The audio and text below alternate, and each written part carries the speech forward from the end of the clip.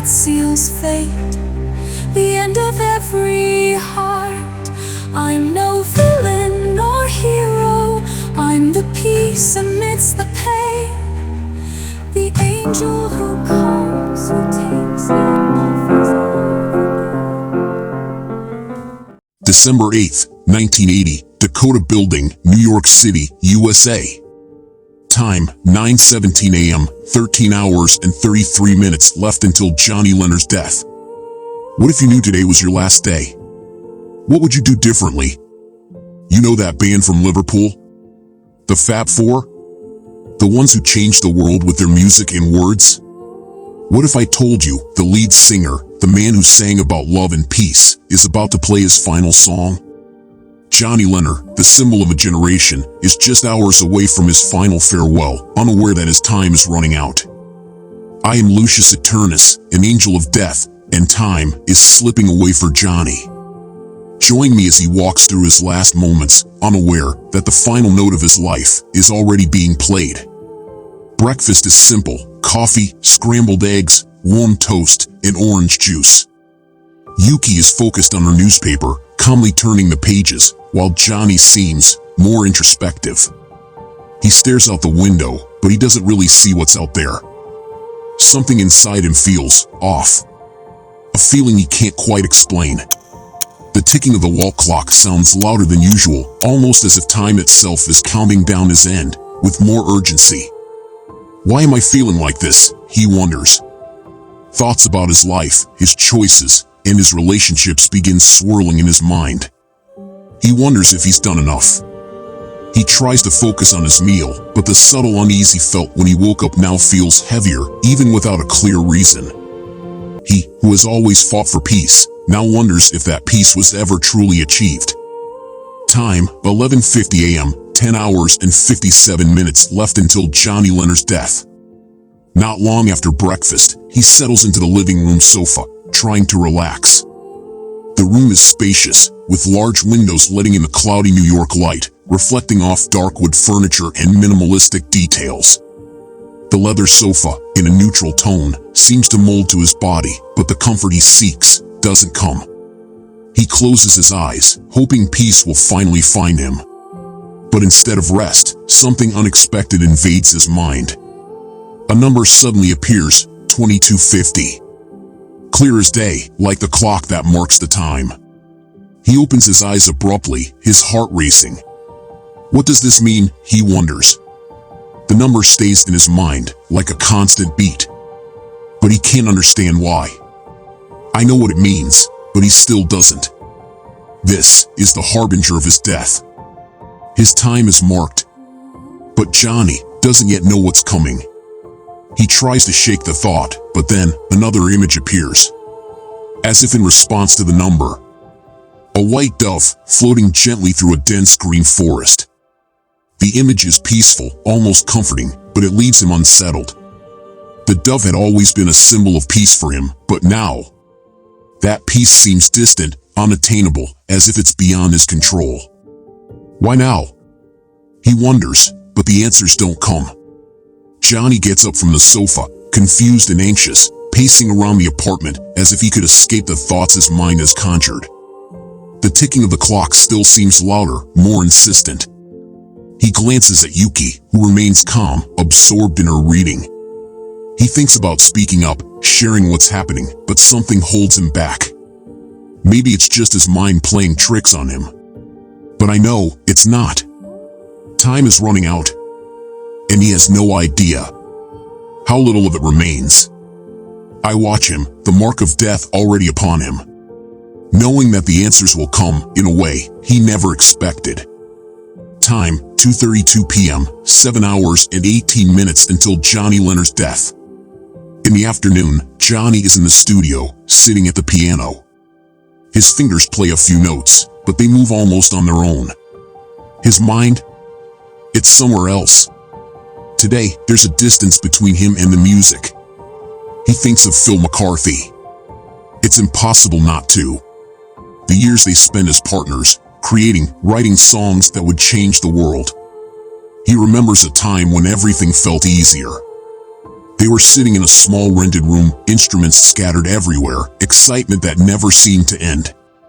Phil had his guitar on his lap, focused, while Johnny, free from the pressure of fame, held his own guitar.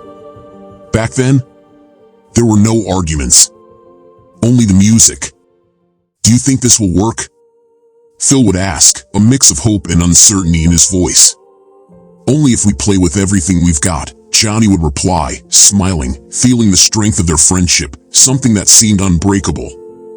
The chords flowed effortlessly, the music binding them together in ways words never could. All that mattered was the harmony created by two souls, completely in sync, if only for that moment. Johnny recalls the way Phil looked that day, the glint in his eyes, the passion for the music, and more than anything, the real friendship that existed between them. The world hadn't come between them yet, and everything seemed possible. They laughed, shared ideas, and created something they never imagined would change the world. "The music will keep us together," Phil had said, and Johnny believed it with every fiber of his being. "There's still time," Johnny thinks. "I'll talk to Phil tomorrow." I watch him, and I see the struggle. He wants to believe there will be time, but that hope? It's fragile. An illusion that fades faster than he realizes. The hours tick by, and the window to make things right is closing. He doesn't know it yet, but time isn't on his side. I can feel the regret growing inside him, but he keeps pushing it away, as if the future is still his to command. Time, 5 p.m., 5 hours and 50 minutes until Johnny Leonard's death. Back at the Dakota, the silence in the apartment feels heavier than before. The late afternoon light is soft, but there's something unsettling about it. The city outside carries on, but inside? Time feels different. Almost like it's standing still. Johnny walks towards Yuki, who's sitting near the window, a book open in her hands. He watches her for a moment before moving closer. There's something he needs to say, but the words? They feel heavy in his mouth. He hesitates, and for a moment, the silence between them is absolute. "Yuki," he begins, his voice soft, like he's afraid to disturb the peace. "Is there something I did that still hurts you? Something you're holding on to that I never noticed?" There's a pause, like he's gathering the courage to go on. "Sometimes, I was so distant, so caught up in my own world, it felt like I was light years away from you." He lowers his eyes for a second before meeting hers again. "If I hurt you, if I was cold or absent, forgive me. I love you." She listens in silence, then gently touches his hand. Her touch is calming, bringing immediate peace. "Johnny," she says, with the same calm that always surrounded her, "love heals everything." The words are simple, but they carry the weight of years, of struggles, of shared pain, of victories and defeats they've faced together. Time, 5:30 p.m., 5 hours and 20 minutes until Johnny Leonard's death. Yuki's words soothe Johnny's soul, but the unease doesn't fade completely. There's something unresolved, something he can't name, but it keeps pressing on his mind. Maybe it's Phil, or maybe it's the mission of peace he's always carried, a mission that, in his eyes, remains unfinished. As the afternoon drifts on, time starts to feel like it has a presence of its own, as if the very air around him is charged with energy he can't identify. Have I done enough? He wonders, but the answers, like time, slip through his fingers. He doesn't know it, but the end is closer than he could ever imagine. December 8th, 1980, Dakota Building, New York City, USA. Time, 5:18 p.m., 5 hours and 32 minutes until the death of Johnny Leonard. I continue to watch Johnny as he gets ready to head out. He puts on his coat, adjusts the scarf around his neck, and walks towards the entrance of the Dakota Building. The afternoon is cold, the wind carries a slight chill, and the clouds, growing heavier, descend over New York. There's something in the air today, a whisper, something Johnny can't hear, but that alerts me. He keeps walking, unaware of what's coming. When he reaches the entrance, a small group of fans is waiting for him. Johnny, as always, smiles, waves, and walks over to sign autographs. Among them is a face he doesn't immediately notice, but it's there, standing at the back of the crowd, Marty Davin Chaplin. He approaches slowly, waiting for his turn. Johnny begins signing albums and photos, his attention divided between the cold that envelopes him and the people around him. When Chaplin's turn finally arrives, something changes. Johnny takes the album that Chaplin hands over, and the moment their eyes meet, a slight discomfort runs through Johnny's body. It's subtle, almost imperceptible, but it's there, like a premonition of something greater. Why do I feel like this? He wonders. He smiles at Chaplin, as he does with all the others, but for a brief moment, unease takes hold of him. And that's when the image of the white dove reappears in his mind, floating gently over the forest. It flies with an almost supernatural calmness, and Johnny feels a weight lift from his shoulders. He sees himself as the dove, free, light, as if nothing could hold him back. The sense of freedom is so real that he almost forgets where he is. That's me, he thinks. I am the dove. He finishes signing Chaplin's album, hands it back, and keeps smiling at the other fans, unaware of what has just happened. For him, it was just another casual encounter, another fan among so many others. But I see what he doesn't. The connection has been made, and fate now runs its course, even though Johnny is still unaware of what awaits him. Time, 6 p.m., 4 hours and 50 minutes until the death of Johnny Lenner. Johnny continues walking through the busy streets of New York, the vibrant city moving around him. He's on his way to the recording studio, where the music waits for him, but for some reason, the vision of the white dove keeps coming back to his mind, clearer, more vivid. He feels a strange peace, a serenity that almost defies logic. He enters the studio, greets the musicians and the technicians. They talk, adjust the songs, but every now and then, the image of the dove returns to his mind. Why do I keep seeing this? He wonders, but he brushes the doubt aside and focuses on the music. He believes tomorrow will bring new opportunities, that there's still time to create, to live, to love. But time is not on his side, and he doesn't know that yet. December 8th, 1980, Dakota Building, New York City, USA. Time, 10:50 p.m., 3 minutes until Johnny Lenner's death.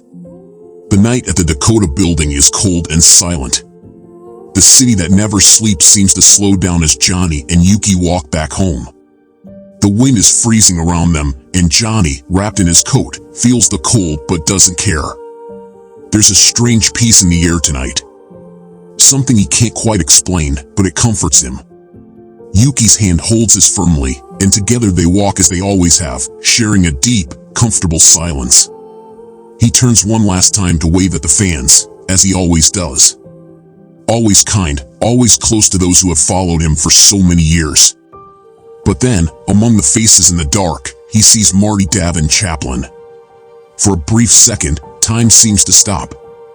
Chaplin's figure is still, almost as if he's a shadow in the crowd. And in that moment, the white dove reappears in Johnny's mind, soaring freely through the sky. He feels an inexplicable connection. A lightness fills his chest.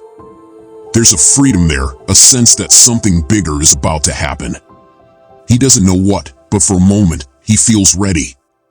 Time, 10:53 p.m., Johnny Lenner's death. 5 shots. The sound of gunfire pierces the air, each one louder than the last. Johnny feels the impacts, each one like a dull shock reverberating through his body. 4 bullets hit him, and he feels the ground coming up fast. His vision darkens, but even as he falls, his thoughts aren't on the pain. No, his mind is still on the white dove. What was that? He wonders.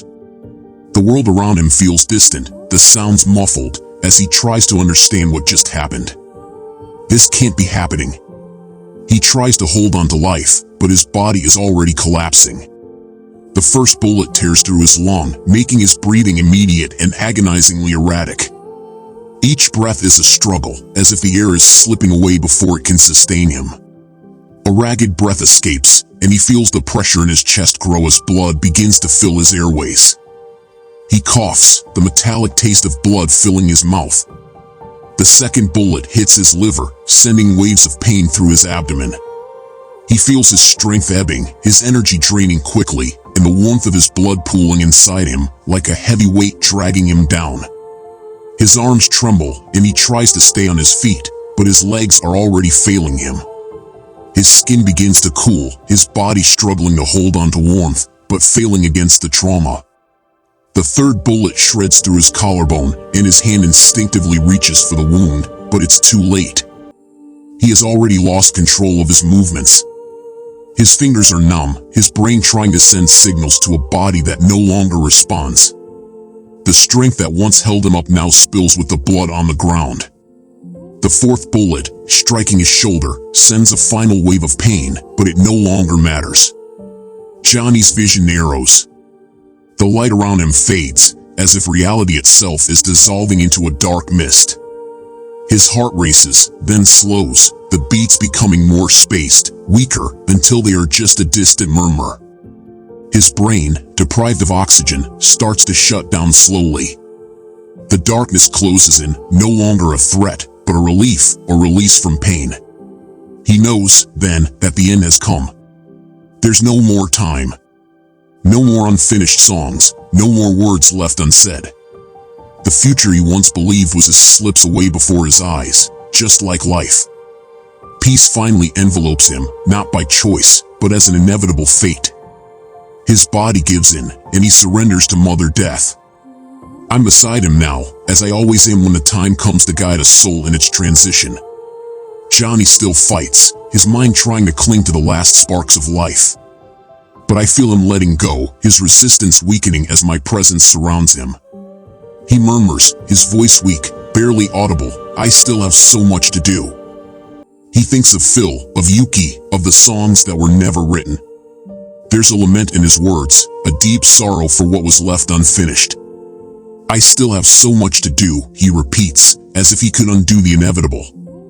I approach him gently, my presence filling the space around him, bringing calm to the chaos unfolding. You're free now, Johnny, I whisper to him. Free like you've always wanted to be.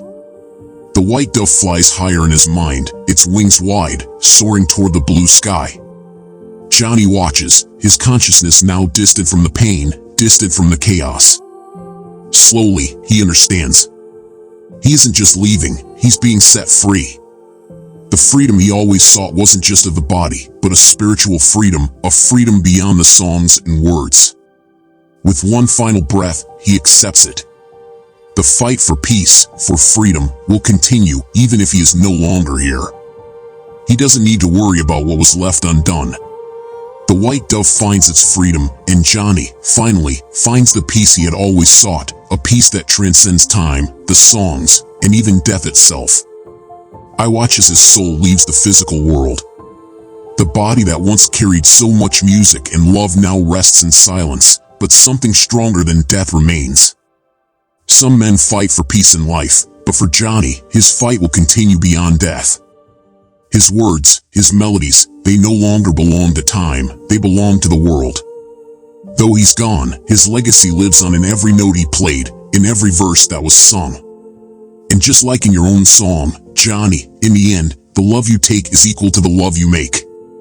The truth that Johnny always believed in and spread in life now returns to him, immortal like the music itself. And one day, my friend, we'll meet again on the day of your death.